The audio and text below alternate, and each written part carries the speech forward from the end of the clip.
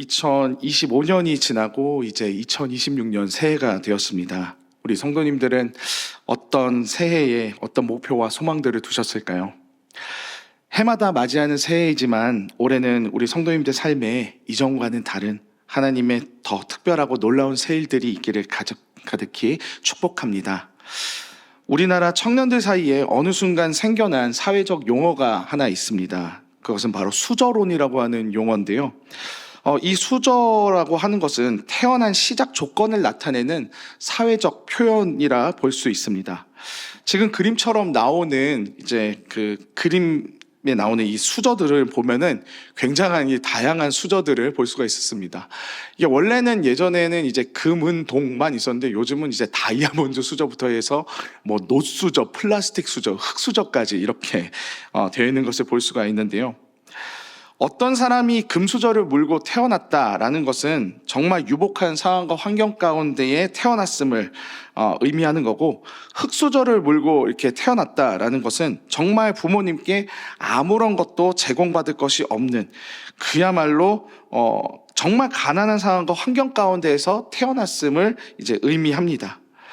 이 수저론을 흑백요리사라고 하는 프로그램이 차용을 해서 흑수저는 정말 찐 바닥에서부터 올라온 언더독의 상징으로 이렇게 표현을 했고, 백수저는 어느 정도 사회적 지위가 있고 엘리트의 상징으로 이렇게 표현한 것을 볼 수가 있는데요.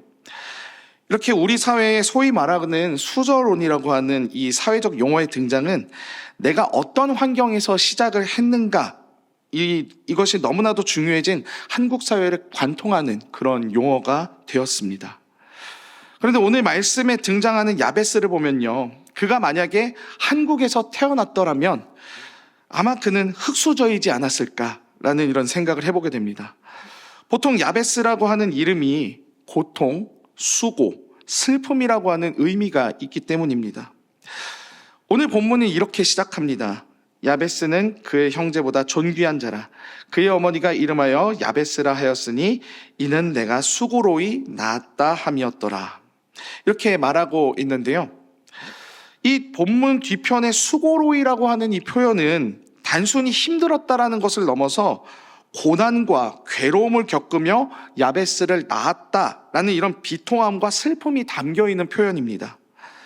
그가 태어났을 때에 당시에 집안에 말할 수 없는 재난이 있었다던가 산모가 죽을 고비를 넘길 만큼 너무나도 고통스러웠던 것일 수도 있겠죠. 그만큼 그의 시작이 쉽지 않았음을 보게 됩니다. 고대 사회에서는 이름이 정말 매우 중요한 정체성과 운명을 담고 있는데요. 창세기를 보면은 아브람이 많은 민족의 아버지라고 하는 의미의 아브라함이 된 것처럼, 또 발 뒤꿈치를 잡은 자, 속이는 자라고 하는 의미의 야곱이란 이름은 후에 하나님과 겨루어 이긴 자라는 의미의 이스라엘이라는 이름으로 바뀌면서 그의 생애가 달라진 것처럼 말이죠. 호세아서를 보면은 호세아의 아들들의 이름이 이스르엘, 즉 하나님이 흩으신다, 로루하마, 긍휼을 받지 못함, 로암미, 내 백성이 아니다 라는 의미로 이름 자체에 하나님의 메시지를 나타내기도 했는데요. 이처럼 고대 사회에서의 이름은 그 사람의 현재 상태, 아니면 그 가족의 상태, 그 여러 가지 상황과 환경들에 맞닿아 있기 때문에 야베스가 가진 그 이름의 뜻에는 그의 시작이 매우 힘들고 어려웠을 가능성이 커 보입니다.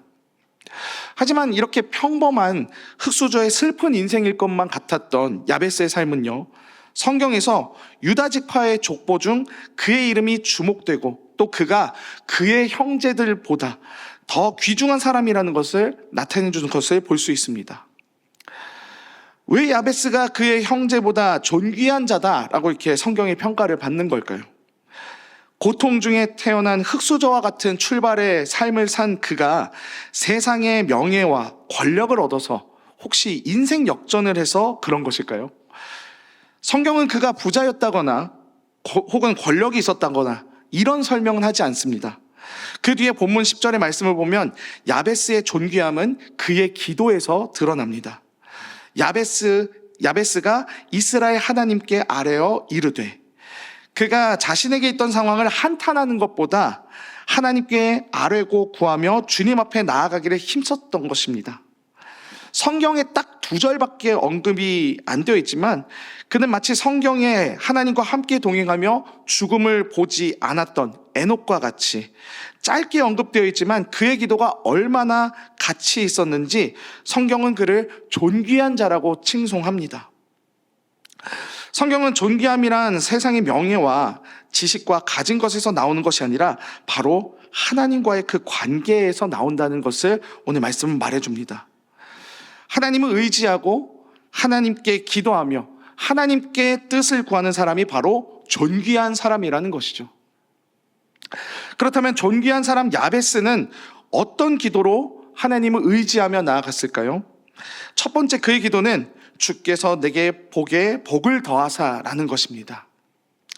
어떤 사람들은 이것을 세상의 성공과 물질의 많아짐, 부유함의 욕심으로 오해하곤 합니다. 하지만 야베스가 간구한 복은요, 세상에 보이는 물질의 것이 아니라 하나님의 임재와 동행을 말하는 것이었습니다. 출애굽기 33장을 보면 이스라엘 백성들이 금송아지 사건 이후에 하나님께서 이스라엘 백성들에게 가나안 땅을 주시는 것까지는 허락하겠지만 그들과 같이 가나안 땅으로 올라가진 않으시겠다라는 이런 충격적인 선포를 하신 것을 볼 수 있는데요. 이에 모세가 주께서 친히 가지 아니하시려거든 우리를 이곳에서 올려보내지 마옵소서라는 말을 하면서 제 아무리 좋고 괜찮은 곳에 이를지라도 거기에 하나님이 계시지 않는다면 아무런 소용이 없다는 것을 모세는 너무나도 잘 알고 있었습니다. 즉 복의 근원이 사람들이 좋다고 평가하는 그런 보이는 것에 있는 것이 아니라 바로 하나님 그 자체에 있음을 모세는 너무 잘 알고 있었던 것이죠. 또 시편 51편을 보면 밧세바와 동침한 이후에 나단 선지자의 책망을 들은 다윗도 그가 제일 두려워했던 것은 그의 왕권의 상실도 아니요 바로 하나님과의 관계 단절을 제일 두려워했습니다. 하나님이 언제나 나와 함께 하시는 것, 하나님의 뜻을 이루는 자리 가운데에 내가 서는 것, 그것이 바로 진정한 복이라는 것을 모세도 다윗도 야베스도 알고 있었습니다. 우리가 날마다 진정으로 구해야 하는 것이 바로 이것입니다. 하나님의 임재 안에 늘 거할 수 있도록, 그 주님의 뜻 가운데에 벗어나지 않도록, 그것이 진정한 하나님께서 주신 복임을 깨닫고 그 주님과 함께하는 복을 날마다 구하며 누릴 수 있도록 늘 간구하며 살아가는 우리의 삶이 되어야 할 것입니다. 야베스가 구한 두 번째 기도는요, 바로 나의 지경을 넓혀달라고 하는 기도였습니다. 여기서 나오는 지역은요, 히브리어로 그불이라고 하는데 1차적인 의미는 경계, 영토의 한계를 의미하지만 여기서는 하나님께서 정해주신 그 삶의 영역, 즉 그저 땅의 크기만이 아니라 영향력, 사명의 범위로 해석됩니다. 이 기도는 자칫 잘못하면 내가 가지고 있는 지경, 땅이나 물질의 범위를 넓혀달라고 하는 뜻으로 오해할 수 있지만 야베스의 기도의 의미는 자신의 한계를 주님께 맡기며 자신이 이 땅에서 하나님의 사역을 감당할 수 있을 만큼 그의 한계를 넓혀달라고 간구한 것을 볼 수 있습니다. 야베스는 자신의 이 지경을 구하면서 동시에 하나님의 손을 구하는데요. 그가 구한 세 번째 기도는 바로 주의 손으로 나를 도우사라고 이렇게 간구합니다. 그는 지경이 넓어질 삶을 감당할 수 있는 하나님의 은혜를 구했습니다. 야베스는 자신의 지경이 넓어지면 그에 따른 책임이 커지고 감당해야 할 무게도 함께 늘어난다는 것을 너무나도 잘 알고 있었습니다. 그래서 그는 자신의 지경의 폭이 넓어짐을 구하면서 동시에 주의 손이 나를 도우실 수 있도록 그렇게 간구한 것입니다. 성경의 믿음의 사람들은 공통적으로 이 사실을 알고 있었습니다. 그들은 하나님 없는 성공을 가장 두려워했습니다. 하나님 없는 형통, 하나님 없는 확장, 하나님 없는 안정은 결코 복이 아니라는 것을 너무 잘 알고 있었습니다. 앞에 언급한 출애굽기 33장에 모세가 드린 기도가 바로 그것을 보여줍니다. 이스라엘이 금송아지 사건 이후에도 여전히 가나안 땅을 향해 나아갈 수 있었고 주님도 그것을 허락하셨지만 단 한 가지 빠질 수 있었던 것은 무엇이었냐면은 바로 주님의 임재였습니다.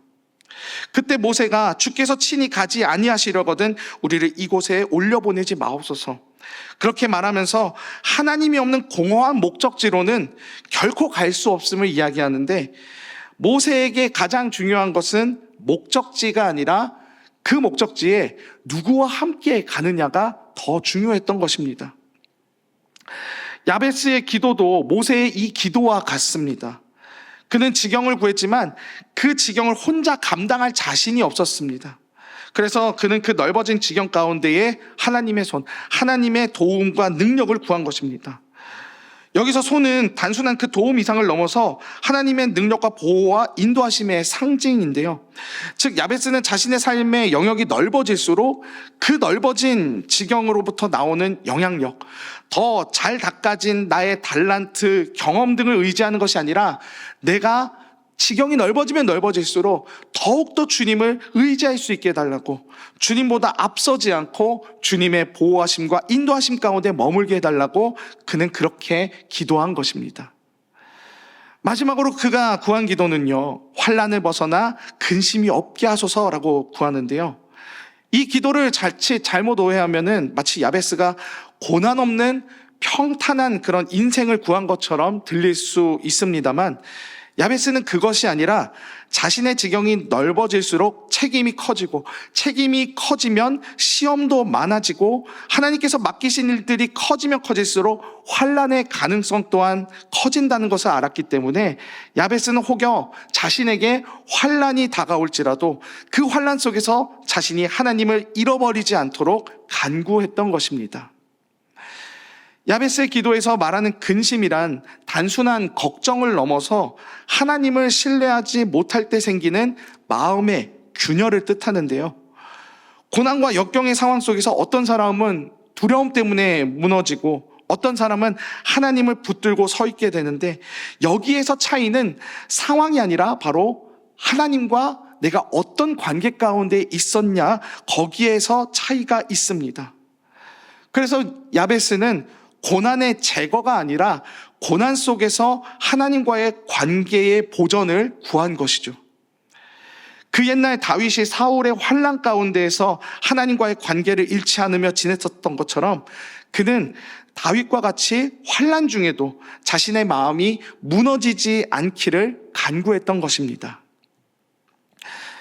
오늘 본문은 이러한 야베스의 기도에 주님께서 그가 구하는 것을 허락하셨더라 라고 말하면서 마무리하고 있습니다. 하나님은 왜 야베스의 기도를 허락하셨습니까? 그의 기도가 자기중심적이지 않았기 때문입니다.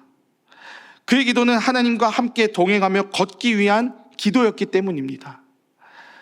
마태복음 6장 33절에 주님께서 그런즉 너희는 먼저 그의 나라와 그의 의를 구하라, 그리하면 이 모든 것을 너희에게 더하시리라 라고 말씀하셨잖아요.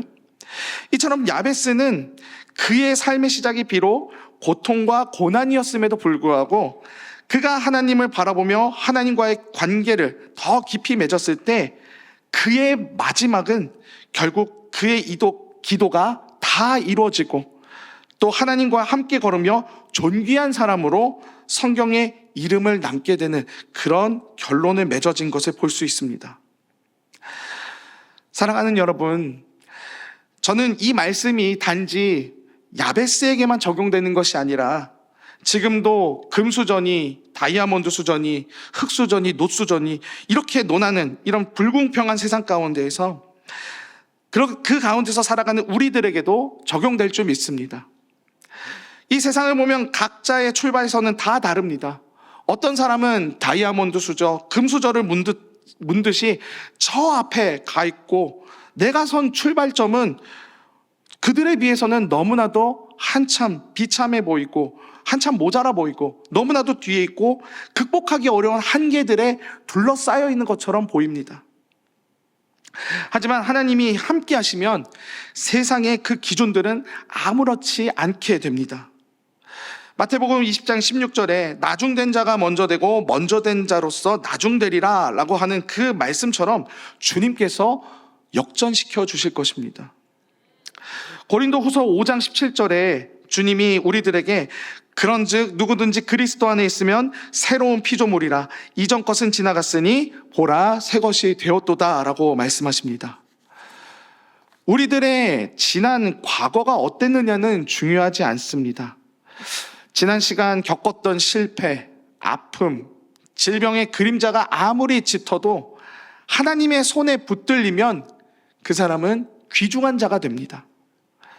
2026년 새해에 여러분과 이 야베스의 기도를 통해서 함께 이야기하고 싶은 첫 번째는요, 바로 주님을 믿음으로 더 붙들면서 과거의 아픔과 슬픔을 넘기는 한 해가 되길 간절히 소망합니다. 오늘 본문의 야베스는 자신의 불행한 운명을 탓하면서 주저앉지 않았습니다.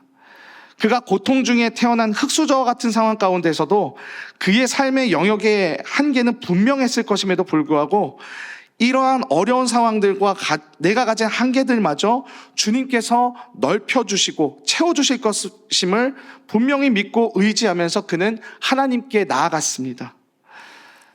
나를 고통 중에 낳으셨으나 하나님은 나를 영광 중에 세우실 분이라는 것을 믿었습니다.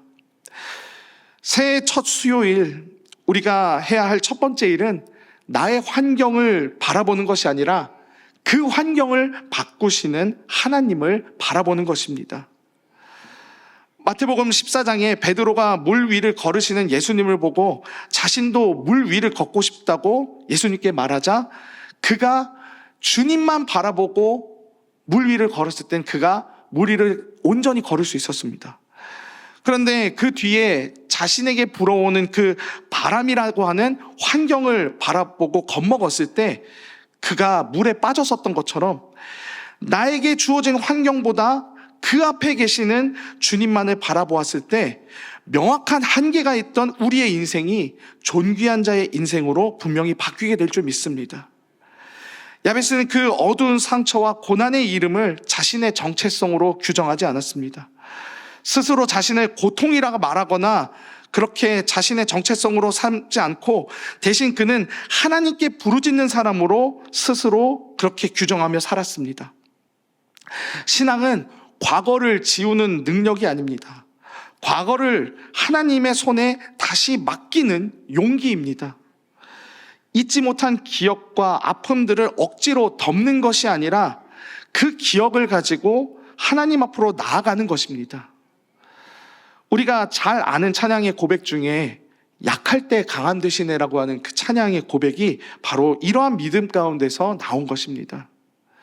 사랑하는 성도 여러분, 주님을 온전히 붙들 때 과거의 상처들이 나를 지배하는 힘이 약해질 것입니다. 상처가 없어져서 주님을 붙드는 것이 아니라 주님을 붙들기에 상처가 더 이상 나의 주인이 되지 못하는 것입니다. 새해 우리 모두가 우리의 환경을 바꾸시는 주님을 더 붙들며 지난 아픔과 과거의 상처를 넘어 믿음의 성숙의 단계로 나아가는 저와 여러분 되길 소망합니다.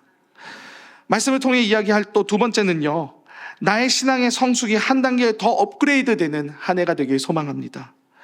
신앙의 성숙은 시간이 해결해 주지 않습니다. 오래 믿었다고 해서 반드시 더 깊어지는 것도 아니고 직분이 생겼다고 해서 자동으로 성숙해지는 것도 아닙니다. 신앙의 성숙은 내가 하나님을 어떻게 대하느냐라는 그 방식이 바뀔 때 일어나게 됩니다. 야베스를 보면 그의 신앙이 단순히 더 잘되게 해달라고 그렇게 구하는 수준에 머물러 있지 않습니다. 그는 결과만 구하지 않았고요, 형통만 요구하지 않았고 하나님을 자신의 계획에 맞추려고 하지도 않았습니다. 오히려 야베스는 이렇게 기도했습니다. 주님, 제 삶의 영역이 넓어지면 넓어질수록 제가 주님을 더 의지하게 해달라고, 제가 감당할 수 없는 자리에 서게 된다면 반드시 주의 손으로 나를 붙잡아 달라고. 이것이 바로 신앙의 성숙입니다. 성숙한 신앙은 하나님에 대한 의존이 날마다 더 깊어지는 그런 것이 바로 성숙한 신앙입니다. 신앙이 미성숙할 때 우리는 하나님께, 하나님 저 제발 이 눈앞에 있는 문제 좀 해결해 주세요. 하나님 제가 처한 이 상황을 제발 좀 바꿔주세요. 이렇게 기도를 합니다. 그런데 신앙이 자라가게 되면 기도의 방향이 조금씩 달라지게 됩니다. 하나님 제가 이 상황 속에서 함께 하시는 주님을 온전히 볼 수 있게 하여 주시옵소서. 주님 이 문제 앞에서 제가 주님과의 관계를 놓치지 않게 하여 주시옵소서. 야베스의 기도가 바로 여기에 이렇게 있었습니다. 그는 고통의 문제를 해결해 달라고만 기도하지 않았습니다. 그 고통 속에서 하나님과의 관계를 놓치지 않고 그 관계가 더 깊어지길 원했습니다. 그래서 성경은 그의 인생을 그의 형제보다 존귀한 자라고 평가합니다. 야베스의 신앙은 상황이 좋아져서 성숙해진 것이 아니라 안 좋은 상황 속에서도, 고통과 고난의 상황 속에서도 하나님을 붙들었기 때문에 성숙해졌습니다. 사랑하는 성도 여러분, 새해가 시작되면 우리는 흔히 이런 소망들을 품습니다. 올해는 작년보다는 조금 더 나아지면 좋겠다. 조금 작년보다는 덜 힘들었으면 좋겠다. 물론 이런 기도도 좋습니다. 그런데 우리가 더 품어야 할 중요한 소망은 바로 나의 상황의 환경의 업그레이드보다 주님을 더욱더 바라보는 신앙의 업그레이드가 더 필요할 것입니다. 문제가 사라지지 않아도, 형편이 크게 달라지지 않아도 하나님을 신뢰하는 깊이가 한 단계 더 자라가게 된다면 그 한 해는 실패한 해가 아닙니다. 하나님이 보시기에 정말 가장 값진 해가 될 것입니다. 야베스처럼 우리 모두가 문제 앞에 설지라도 더 깊이 하나님께 나아가는 그런 성숙한 믿음의 신앙을 가지게 되는 그런 한 해가 되길 주님의 이름으로 간절히 소망합니다. 마지막 세 번째는요, 신앙의 지경이 더 넓어지는 한 해가 되길 소망합니다. 신앙의 지경이 넓어진다는 것은 하나님께서 우리에게 맡기시는 영역이 더 넓어진다는 뜻입니다. 야베스는 나의 지경, 나의 지역을 넓히시고라고 이렇게 기도했습니다. 이 기도는 더 많은 것을 가지게 해달라는 요청이 아니라 하나님의 뜻을 내가 온전히 맡길 수 있는 그런 사람이 될 수 있도록 기도한 것입니다. 자신의 능력이 커질 것을 구한 것이 아니라 하나님의 은혜 안에서 내가 감당할 수 있는 그릇이 되기를 구한 것입니다. 신앙의 지경은 지식이 늘어나는 것만으로는 넓어지지 않습니다. 경험이 쌓인다고 해서 자동으로 넓어지는 것도 아닙니다. 신앙의 지경은 하나님을 신뢰하는 범위가 넓어질 때 확장됩니다. 처음에 나 하나의 문제를 가지고 하나님께 나아갔지만 신앙의 지경이 넓어지면 가정의 문제를 가지고 하나님께 나아가게 되고, 이후에는 가정의 문제를 넘어서 공동체를 품고 기도하게 되고, 이후엔 공동체를 넘어서 다음 세대와 교회의 미래를 위해서 기도하게 됩니다. 이것이 신앙의 지경이 넓어지는 모습입니다. 관심의 영역이 넓어지고 기도의 범위가 넓어지게 됩니다. 새해를 시작하면서 우리 모두가 이렇게 기도할 수 있기를 소망합니다. 하나님, 제 삶의 영역을 조금 더 넓혀 주십시오. 내 자신의 문제 안에서만 머무는 것이 아니라 주님이 바라보시는 열방과 그 나라를 위해서 기도할 수 있는 그만큼의 지경을 넓혀달라고 우리 모두가 기도했으면 좋겠습니다.